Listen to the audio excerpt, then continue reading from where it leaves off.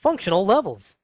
Well, recently I went shopping for a new car, and I found that functional levels are a lot like shopping for a new car. You don't get all of the best feature unless certain things are lined up for you. For example, I was looking at GMs for a little while, and they had a rebate for $3,000. Okay, that sounds great. Then I saw in the newspaper that they had additional rebates. Here's one for $1,000 for this, another one for $1,000 here, another one for another $1,000. That looks like what, $6,000 there. So I go into the dealership and say, hey, I got a total of $6,000, right? They said, well, yeah, we got this $3,000 rebate for you. Well, what about the other ones? Oh, well, there's an asterisk in the newspaper next to this one. You see, that one's only good if you graduated from college within the last 6 months. Well, it's been a long time since I graduated from college, a lot more than 6 months. And this other one is only good if you are a current member of the armed services. Oh, well, that doesn't count either. I don't qualify for that asterisk. What about this asterisk? Well, that's a loyalty rebate. That only counts if you already have a GM vehicle. And I don't know if the amounts are right. I can't remember. But anyway, so you only can qualify for half of these rebates, like this top one up here, if you're just anybody. But all the rest of these, you have to have the sun, moon, and stars lined up just right to get all the best features for them. And that's kind of the way functional levels are, too. You see, the domain functional level and the forest functional level, what you want to get to is the Windows Server 2003 domain and or forest functional level, and you're going to get the highest feature set if you get all of those things lined up just right. And this all relates to what kind of domain controllers you have in your environment. So we'll talk about that domain functional level as well as application directory partitions, which are part of this discussion for DFL. Then we'll talk also about the forest functional level and what advantages that gets you. Now, let's take a look, first of all, at Windows 2000 Mixed Domain Functional Level. Now, the assumption here when you install your first domain controller is that Microsoft, of course, does not know what other domain controllers you have in your environment when you install your first domain controller. So they're going to leave it open to the fact that you might have Windows 2000 domain controllers, and you might have NT4 domain controllers, in addition to one or more Windows Server 2003 domain controllers. And by the way, that's how I'm abbreviating all of these operating systems. Now, one thing that does not matter in this whole equation, regardless of what domain or forest functional level you're working with, is whether or not you have, Windows 2000 clients, or whether you have Windows 95 clients, or whether you have NT4 or Linux, or whatever else you might have in your environment. All of the clients and all of the other servers in your environment don't matter at all. DFL and FFL are strictly a domain controller issue. Well, one of the features that you get with Windows 2000 Mixed DFL is an application directory partition. Well, what really is that? It's not an application by itself. It's just information that can be used by a specific application. There are third-party vendors that may be coming out with these kinds of things. We didn't really have them in Windows 2000 at all, and we didn't have them in Windows NT4. All they're really used for is to transmit certain types of data from one domain controller to the next. They're not necessarily locked into the same replication as all of the rest of Active Directory. For example, here I might have a domain controller here, we'll just call this DC1, and I might have another domain controller here, DC2, and another one, DC3. Well, I might have a specific application that has certain data that I want to store in Active Directory. And the reason why a vendor might want to store their data in Active Directory is because they're saying, hey, there's already replication that's going on between these two domain controllers. There's also replication going on between these two domain controllers. Why should we recreate the wheel and come up with our own proprietary kind of service, proprietary kind of replication mechanism? Instead, we'll just piggyback off of normal Active Directory replication cycles. So we'll store a little blob of data inside of Active Directory here, and when replication takes place, it'll just replicate over here to this other domain controller and so forth. In addition to that, this application directory partition will create data within DNS. If you've got dynamic updates available, it'll put that information in DNS as well. So it can be easily used so that you can locate application information within DNS. Now, one thing to keep in mind with application directory partitions is once I create an application directory partition, and let's just represent it with this little circle here, it does not necessarily go to all my domain controllers. When I create just this one instance of an application directory partition on DC1, that's the only place it goes. By itself, it's not going to replicate automatically to all my other domain controllers unless I tell it to. When I tell DC2 that I want it to host a replica of that same data, then it's going to store that data on its own copy of the application directory partition, and it gets any changes to that through normal Active Directory replication. But if I don't want it to go to DC3, then that might be a wise choice. Maybe this has certain data in it that DC3 can't make use of, and I want to conserve my replication data to DC3 because my replication link here, maybe it's only a 56K link, and I don't want to replicate any data that I don't need to. Well, that's another part of Active Directory application directory partitions that will be very useful for that. So the advantage of the application directory partition is I don't have to use this slow WAN link, whereas all my other Active Directory traffic inevitably will eventually make its way across that WAN link. Now, another thing with application directory partitions to keep in mind is that it cannot store security principals, and it cannot be stored in the global catalog. Well, let's go ahead and take a look at how we would create an application directory partition if we needed to do that. You just go to a command prompt. You don't need to do this in Active Directory Services Restore mode or anything like that. Just go to a normal command prompt here. Go to ntdsutil. And once we get to that, we'll get to a ntdsutil command prompt. And what we want to do is something called domain management. Now, ntdsutil has a pretty large help file within your online help system, so you can look up all of the syntax for that if you want, or you can do a question mark here and look at all the various kinds of things you can run. In our case, we're looking for the domain management, and you don't have to type the whole thing. Just type in the first few characters of each one to make it, distinct enough to distinguish it from the rest of them. And then I can just type in connection at this point, because that's all I'm looking to do is connection. And again, I could type the whole word in there if I want. Then I'll connect to server, and that's not a variable. That is the word server there. So that's not going to represent the server. That is the word server that I have to enter in. And then I actually enter in the literal server name that I want to connect to. In this case, DC Nugget 1. And press enter. And it's going to use, of course, my local credentials that I've already got configured here. Now, once I've made that connection, I don't need to be in the server connections prompt anymore, so I can just quit that. And then what I can do is to create a naming context. Now, it's at this point that I'm actually ready to create my application directory partition. And to do that, I'll type in create NC for naming context, and then I'll enter in the distinguished name of the application directory that I want to create. A distinguished name is how we identify specific objects within Active Directory. So in this case, what I did is I typed in domain component equals app1. Now, for distinguished names, you may also notice that you'll have OUs in certain cases. It might be an organizational unit you want to enter in here. In this case, for an application directory partition, we don't create OUs. So we're only going to be using DC for domain component. That does not stand for domain controller. Domain component equals app1, nuggetlab.com, and then we're going to put that on this domain controller, and I just enter in its fully qualified domain name and press enter. And now we see that it has added DC equals app1 in nuggetlab.com here. Now, once I've added that in, if we go to DNS, we'll see that underneath the zone for nuggetlab.com, it has created app1. And again, as I pointed out earlier, this allows the application to locate resources within DNS. So it's automatically created that in there. Now, the next thing we can do is to enter in a replica for this, because it doesn't do me much good in terms of replication unless I have something to replicate to.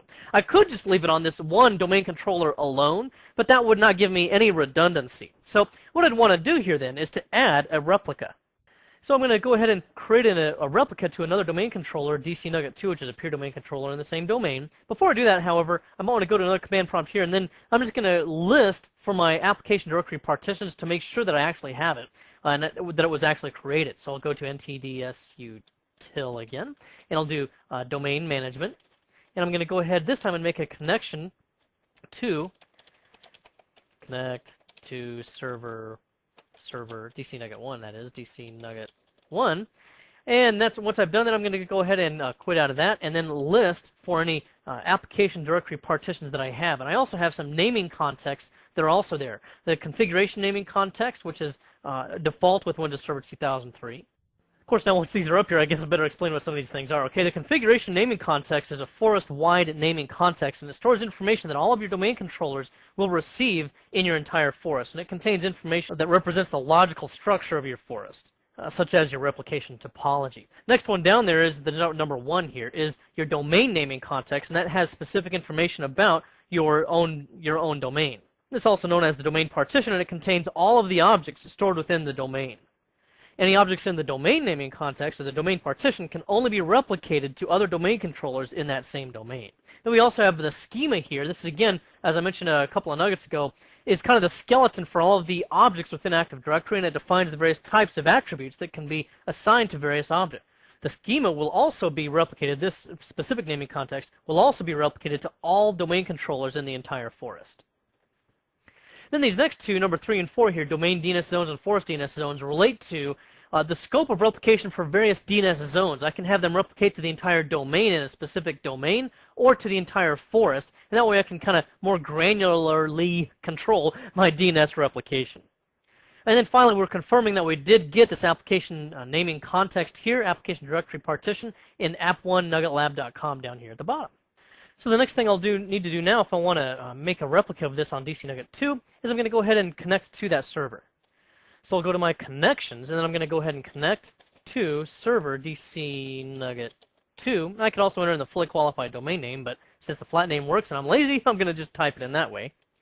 Then once I've made that connection, I can go ahead and quit out of that. And then I'm going to go ahead and add a replica. And the way I do that is to add naming context replica to domain component equals app1, domain component nuggetlab, domain component com, to dcnugget2.nuggetlab.com. And for this, you can't enter in a flat name. You do have to enter in the fully qualified domain namespace. And then once I've done that, it's gone ahead and added it for me. Now, if I've decided I don't need that application naming context anymore, that application directory partition, what I can do is to then remove it. And I can remove it from this replica by typing in remove. And actually, it's almost exactly the same thing. I'm just going to do this a lazy way and go back to typing in remove here instead of add. And I just use the up arrow on my keyboard to duplicate the previous keystrokes I'd entered in. And then I'll go ahead and remove that. And then it's gone ahead and deleted it from DC Nugget 2. Then what I would need to do is to make a connection again to DC Nugget 1.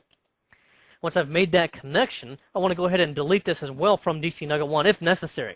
Now, if you're going to use DC Promo and you're demoting a domain controller, by the way, and DC Nugget 1 holds the last replica or last copy of that application directory partition, then the wizard will actually prompt you if you want to delete it, and you can use the wizard to delete it as well.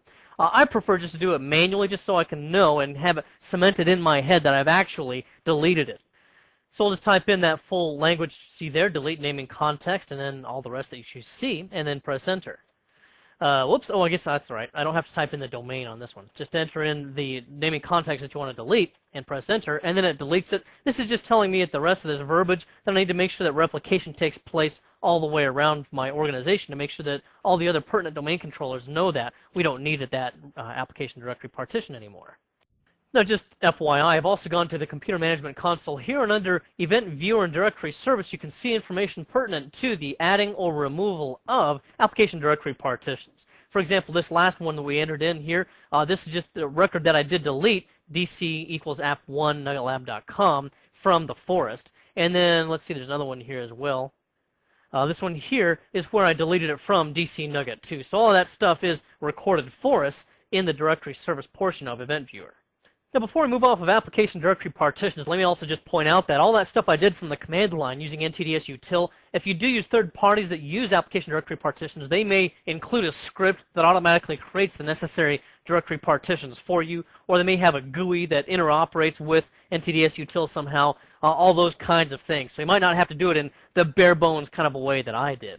Also, if you're using TAPI or Telephony Application Programming Interface, you can use tapicfg.exe from a command line that will also be useful in creating various application directory partitions for telephony purposes. We also can use saved queries in Windows 2000 mixed domain functional level, and to do that, you simply go to Active Directory Users and Computers. Now, you go to the saved queries item, which is new in Windows Server 2003, and I can choose to create a new query or a new folder. And the folders are useful if I want to group my queries according to purpose or any other kind of designator. For example, I might want to have certain user kinds of queries that I want to create, and then I'm going to go ahead and create a new query for these users. For example, here maybe I'm just looking for, I don't know, disabled accounts. I can just type in disabled accounts. And then you can enter a description if you want, and then I can browse and I can query against the entire domain or a specific container or organizational unit if I want. I'll just do it against the domain because it's pretty small right now. And they can include the subcontainers. Then I define the query, and here's where all the good stuff is. We start off with common queries, and this allows me to search for users, computers, or groups according to various criteria. I could also use several other kind of pre-packaged items here. For example, I could look for certain kinds of computers, and it would give me different kinds of fields for the computers, or printers, and it would give me the location or the model of those printers, any advanced features and all that kind of stuff that I want for the printers. In all case, I'll just go back to our common queries here, and you see the various other ones that are available to us. And I'll search for a specific kind of a name, for example, if I wanted to search for something that started with a certain set of characters. Maybe I'm looking for a disabled account. I just can't remember exactly what it starts with. I think it starts with PHX, but I just can't remember the rest of it. You know, something like that. Oops, better watch my little roller ball on my mouse here. Anyway, I want to look for disabled accounts. I'm going to look for pretty much just everything for disabled accounts. Also very useful to look for non-expiring passwords. That's a security issue because normally you don't want non-expiring passwords. If I run against this account with non-expiring passwords, the only accounts I should see are service accounts, which you don't want to have expiration for the passwords. Then I can also look for days since the last logon. Now, in my current implementation where I'm in Windows Server 2003 Mixed DFL, this will not work because timestamps are not available for accounts in our existing DFL. Later on, we'll see that they're available for other kinds of DFLs.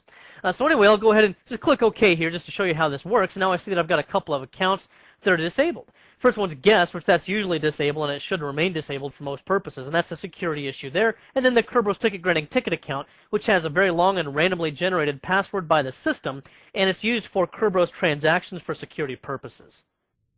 Now, for all these kind of queries that I've shown you here, a lot of third-party companies have come up with expensive products for Windows 2000 that allowed you to do this. Now, some of this is built into Windows Server 2003, and it's a pretty good starting point. You might still want third-party products, but we've got a good place to start here. You can also then export the query definition. Maybe I've got another administrator in another site that says, hey, I really like those queries you've been working with, and maybe I spent quite a while coming up with a complex set of queries. Well, I can just save this, my query, whatever, and I can save it, and then I can just email it as an attachment to them or something like that. And then what can happen is they can just then import that query here by choosing to import a query definition, and they also look then for XML files. Again, this is very useful, but pretty much the only thing it doesn't query against is like, tell me which user introduced the latest virus to our system, or tell me who our most incompetent users are, or something like that. Of course, they usually make themselves pretty self-evident, so I guess we don't need to query against that anyway. Now, the other thing we have with Windows 2000 Mixed is 300 sites. Now, with Windows 2000, that's really a limitation of Windows 2000. With Windows 2000, when Microsoft created that limitation, they said, well, that ought to be enough for anybody, right? It's kind of the same thing that Bill Gates said years ago when he said 640K ought to be enough memory for anybody. By the way, even though there's a recording of that statement, Bill Gates later on denied that he ever said that. But anyway, Microsoft says, hey, 300 sites ought to be enough for anybody. Turns out it really wasn't, especially for very, very large organizations. So if you're in a very large organization, this may be a significant limitation of Windows 2000 Mixed DFL. And another DFL, which we'll look at a little bit later on, you can expand beyond that. And by the way, here's just a side note as well. With this domain functional level, Windows 2000 Mixed, it uses an older algorithm with the inner-site topology generator, which really pegs your domain controllers to a high level of CPU utilization. And with a lot of sites, in other words, with about 100 sites or more, it's really too much CPU utilization, and it's very expensive in terms of that utilization. We'll see with another DFL a little bit later on here that we're no longer limited with that same algorithm, and it's much more efficient now than it has been with Windows 2000 Mixed and with Windows 2000. Now, the other functional level that you can have with Windows NT4 environments is going to be Windows Server 2003 Interim Domain Functional Level. That's going to include NT4 and Windows Server 2003 domain controllers. And here we'll have an NT4 PDC to begin with, and you may have one or more additional backup domain controllers as well, in addition to your primary domain controller. Now remember, the PDC is the only read-write copy of the database, the SAM database. The BDC is only read-only copy of the SAM database. For that reason, you have to upgrade the PDC first, and during DC Promo with this PDC that we're upgrading to Windows Server 2003, in the wizard it will prompt whether or not we want to upgrade to a Windows Server 2003 Interim Forest functional level. Now that was Forest functional level, not DFL like I'm talking about here. The reason why that's relevant is because if we choose during that initial wizard to upgrade our Forest to the Windows Server 2003 Interim Forest functional level as well, then it will automatically upgrade this PDC upgrade to a Windows Server 2003 Interim Domain functional level. Now, if for some reason you didn't get the upgrade to the Windows Server 2003 Interim Forest functional level, then that's preventing you from going to the domain functional level of Windows Server 2003 Interim, then you can also go to a command prompt if it's already after the fact, you've already done the installation and everything, and you missed the step in the wizard to raise it to that Windows Server 2003 Interim Forest functional level. You can go to a command prompt and run ADSI edit .msc, which is a support tool found on the Windows Server 2003 Support Tools subdirectory, and there's an MSI file you can double-click on to install this as well as many other tools. In any case, what we want to get here to is to raise the forest functional level to the appropriate level, and you'll have to do that not through the GUI or through any of the other tools that you might normally use on the Start menu, but through ADSI Edit. And for this, you can right-click on the Partitions node under the Configuration naming context here, and then you go to the Properties and look for a specific property called MS, see if I can find it here, MS Behavior Version. What you'll want to do is to change this value from 0, or whatever it is, to 1. And when it's a value of 1, then you have changed the forest functional level at that point to Windows Server 2003 Interim Forest Functional Level, which allows you then in turn to use Windows Server 2003 Interim Domain Functional Level as well. Now, the other feature of Windows Server 2003 Interim Domain Functional Level is you get 5,000 or more in your group membership. And really, the only reason why we have that is because it really relates to Windows 2000. Notice that I don't have Windows 2000 in the potential domain controllers here in the Interim DFL.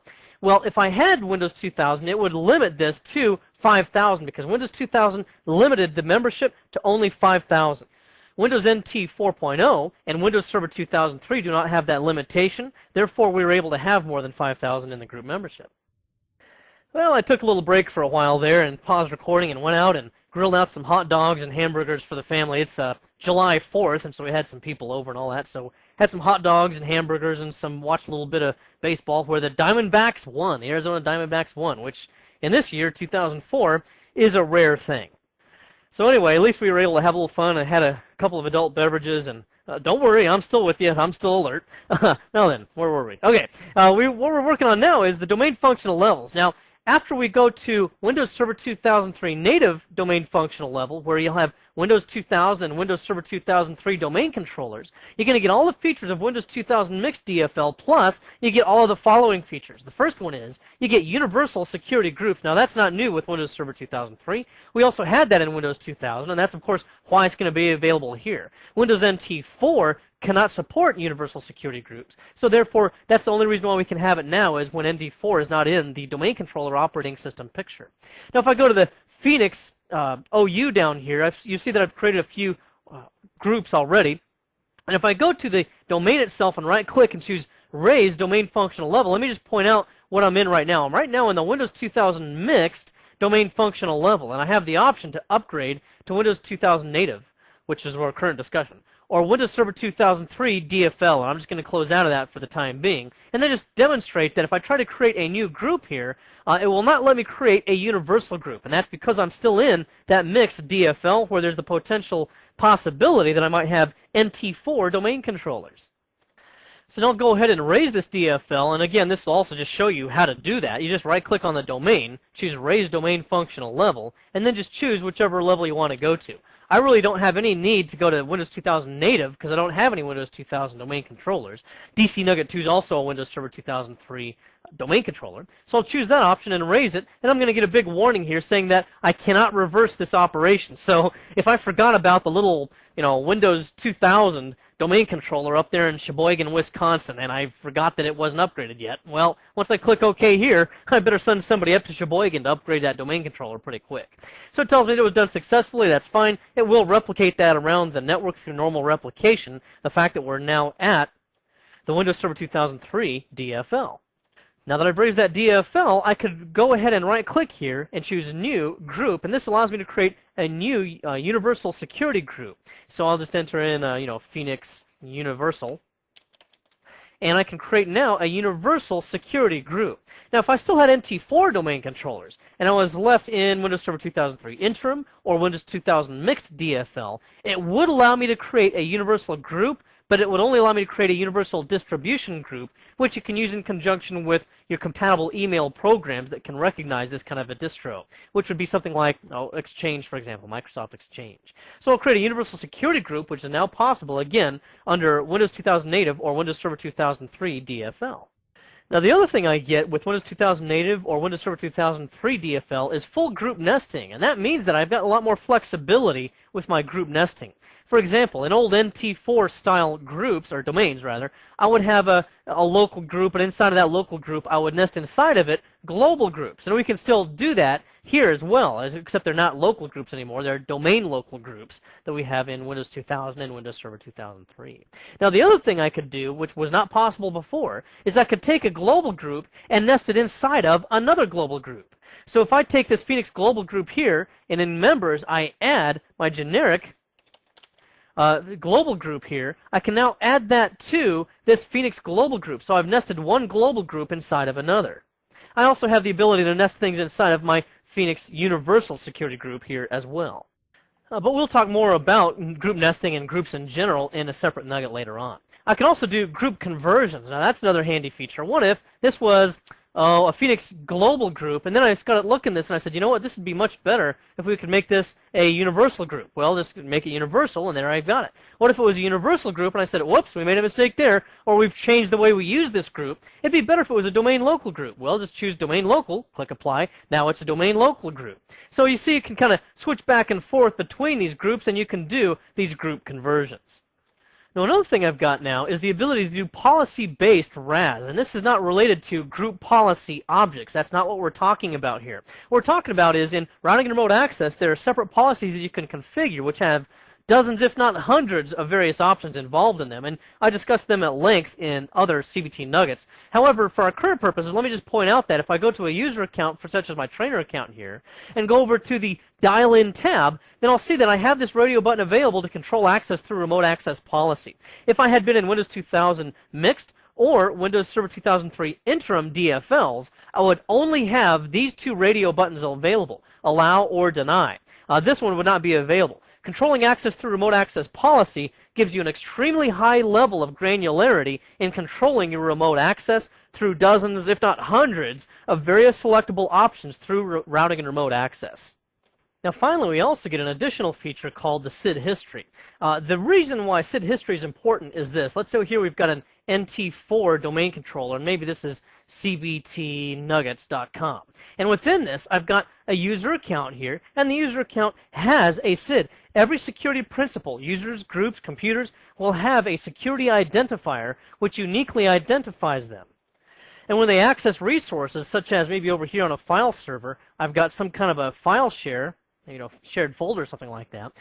On its ACL, it'll have a list of users or groups that can access it. Well, in the background, really what's happening is it's looking at the SIDs of users and the SIDs of groups to which that user belongs.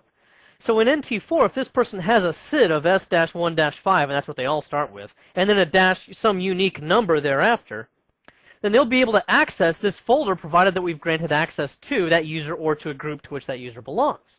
Well, when it comes time to upgrade everything to Windows Server 2003, then maybe we don't want to keep the CBT Nuggets namespace anymore. Maybe we want to change over to nuggetlab.com. Well, when we do that, what we'll have to do here is to somehow migrate these user accounts up into this new domain. And there are a number of third-party tools that can do that for us, as well as Microsoft's own Active Directory Migration Tool, or the ADMT.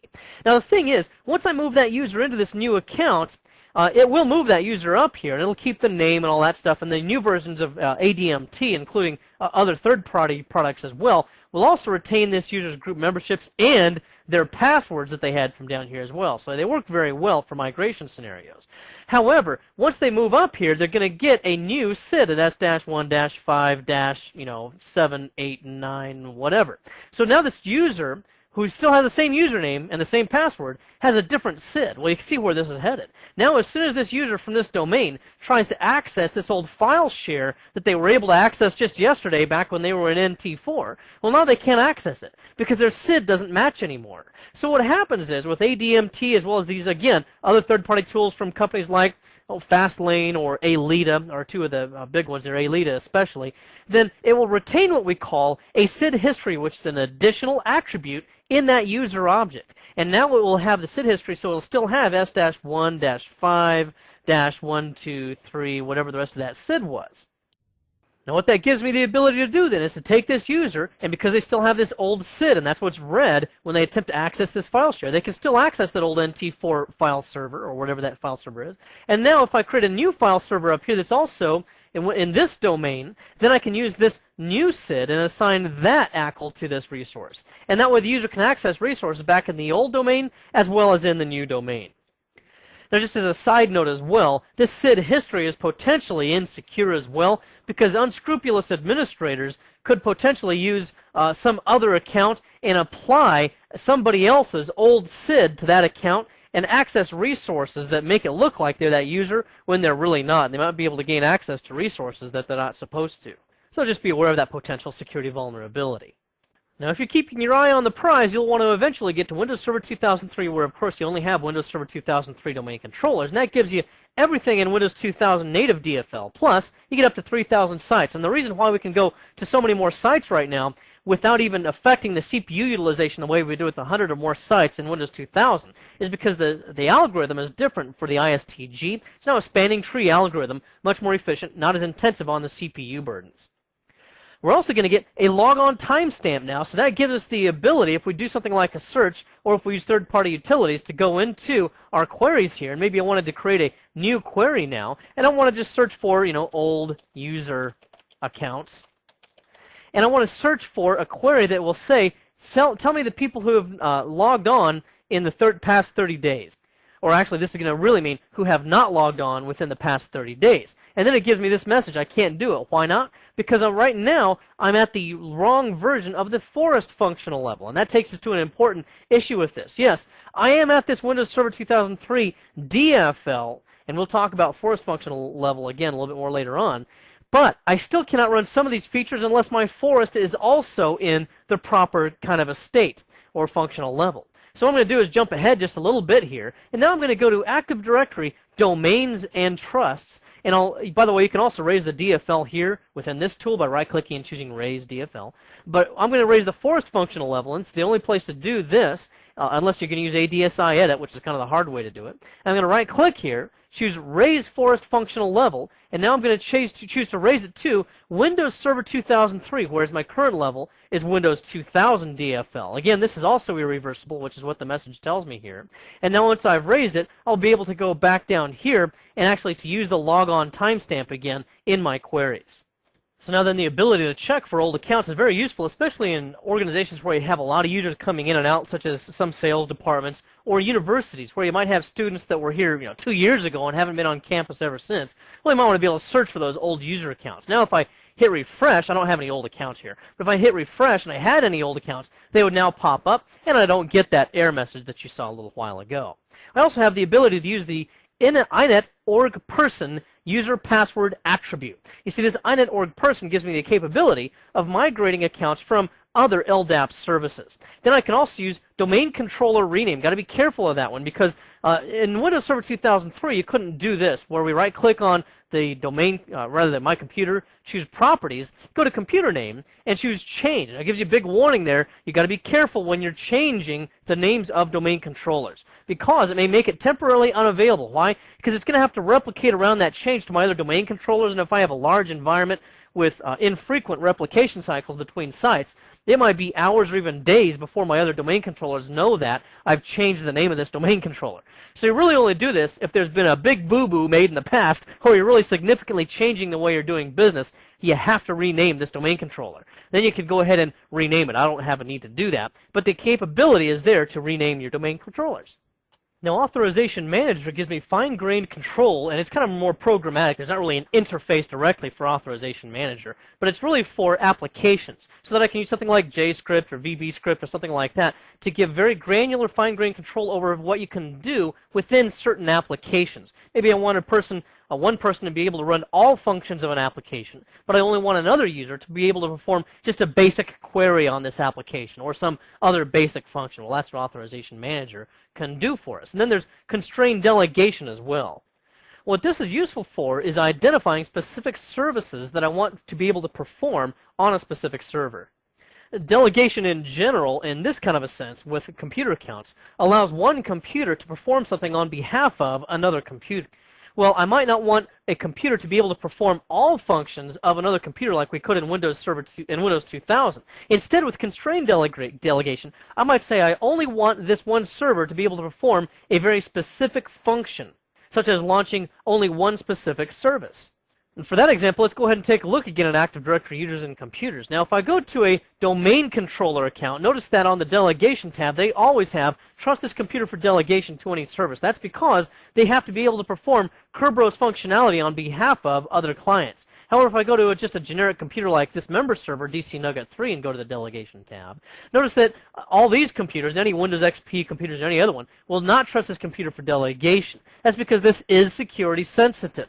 So you have to be careful of that. Now, what I could do then is to go down here and allow this computer for delegation for specific services. That means that DC Nugget 3 will be able to access or otherwise touch services on some other computer in this case. And we would have to use Kerberos authentication by default or any authentication protocol, which is just pretty much foolish. You don't want to do that because that allows you to use LAN Manager, NT LAN Manager, any of the other less secure authentication protocols. So we'll use Kerberos only, and then we'll just click on Add and specify the users or computers we want. Maybe I want DC Nugget 2, for example, to be able to run a specific service for DC Nugget 3 here. Well, I would just enter in DC Nugget 2 like you just saw me do there. And then I would say I want it to be able to run, IIS admin or something like that and click OK. And now we see that DC Nugget 2 will be able to run IIS admin for DC Nugget 3.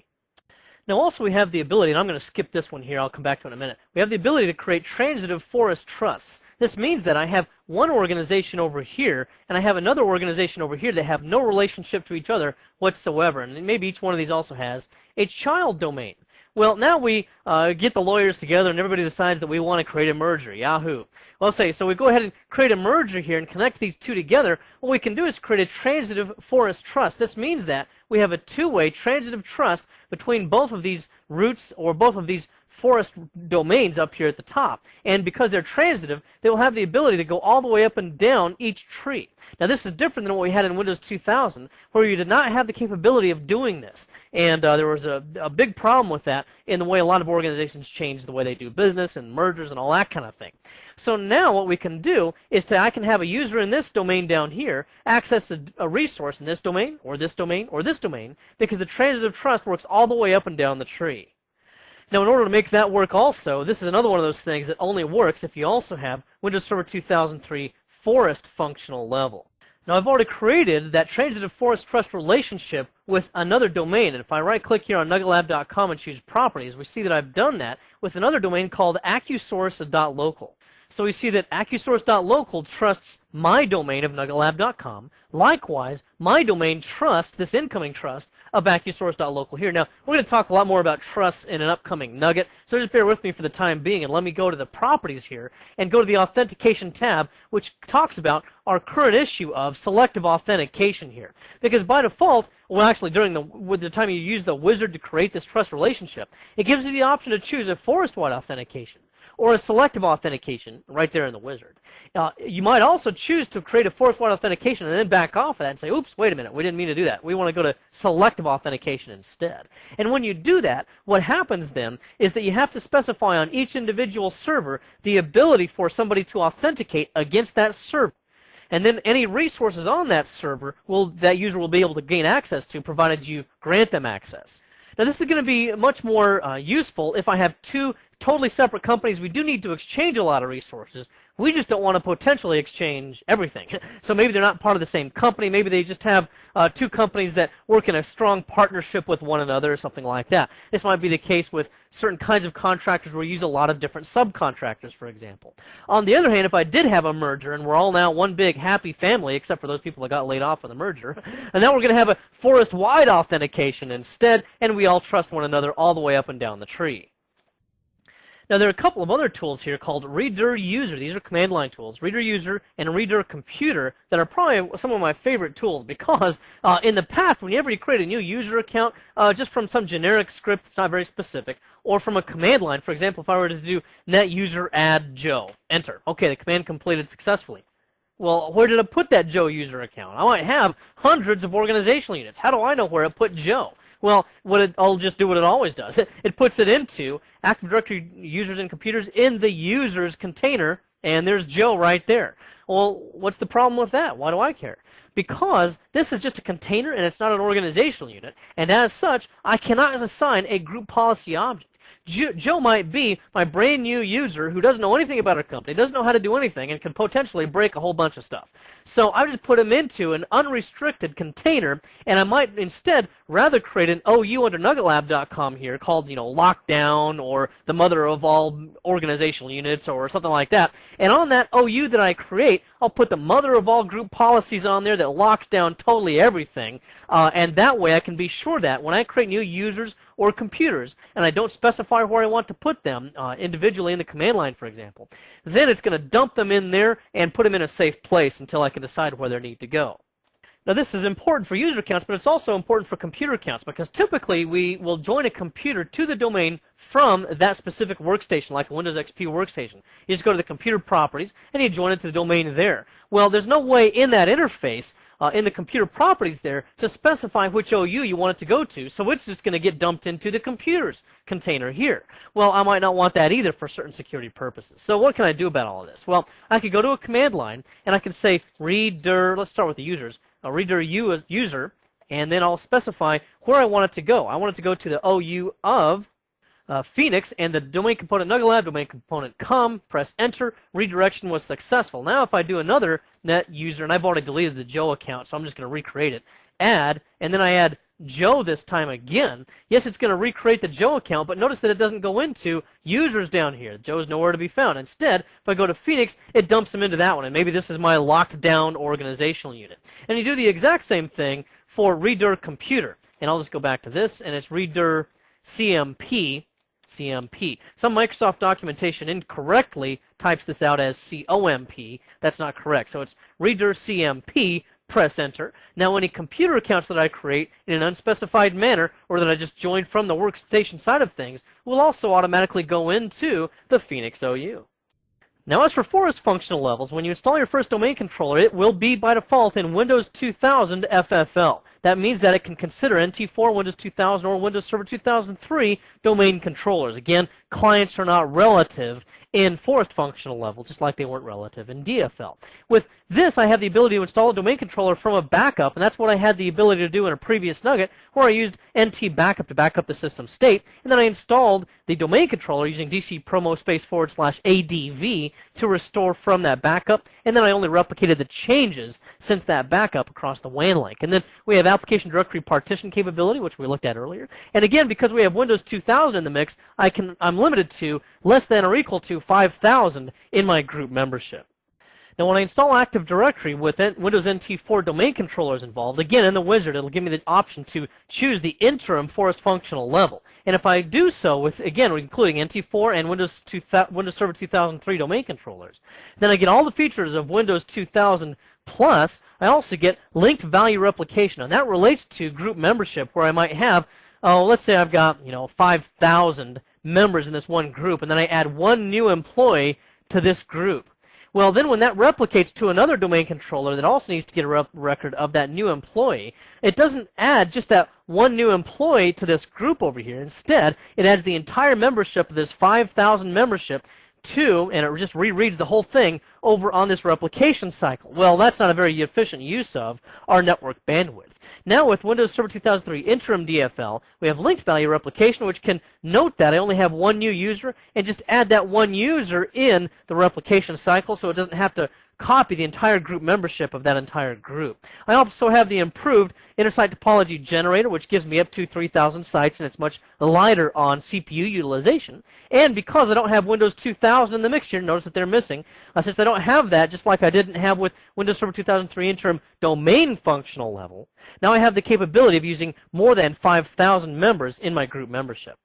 Now finally, in Windows Server 2003 DFL, which is, again, that's where our prize is, that's keeping your eye on the prize to get to that level for FFL, we have all of the features of Windows Server 2003 interim FFL. Plus, we also get the ability to rename our domains. Now, earlier, I showed you that you can rename the domain controller. Now we can also rename the domain itself. Again, this is highly questionable in terms of whether you really want to do this. Make sure you have your planning in place so that you don't have to do this.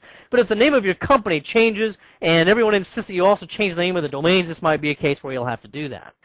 It also will be very disruptive, however, and you should notify your users that there may be periods of outage where they will not be able to access certain resources and so forth while this domain rename gets replicated across your entire organization. There's also a transitive forest trust, which gives us the ability to do what I showed you just a few minutes ago, where I can have two organizations that have nothing to do with one another, and I can create a transitive forest trust, which is a new feature in Windows Server 2003, which allows me to trust all of the child domains of another domain as well as the actual root domain as well, known as the forest root. We also have the ability to deactivate certain schema classes and attributes. Now, in Windows 2000, we had the schema just like we do in Windows Server 2003. However, if I created a new class, which allows me to create an object, this can be synonymous with an object, and I created a new attribute as well, in Windows 2000, I couldn't delete them. Well, I can't in Windows Server 2003 either, but I can deactivate those items instead of just keeping them indefinitely like I had in Windows 2000. In this nugget, we discussed the various functional levels for domains and forests. In the domain functional level, we talked about the various levels that you have there, which are going to include Windows 2000 Mixed, Windows 2000 Native, Windows Server 2003 Interim, and Windows Server 2003 DFL. We also found out that you can use application directory partitions now within Windows Server 2003 so that various vendors and various kinds of applications can take advantage of Active Directory replication, and you can be very specific about which domain controllers you want your information to replicate to. We also took a look at the forest functional level, and of course for both the domain functional level and the forest functional level, the highest level that we want is Windows Server 2003, and that's when all of your rebates, so to speak, will line up and you get all the best features of the Windows Server 2003 operating system. Well, I hope this has been informative for you, and I'd like to thank you for viewing.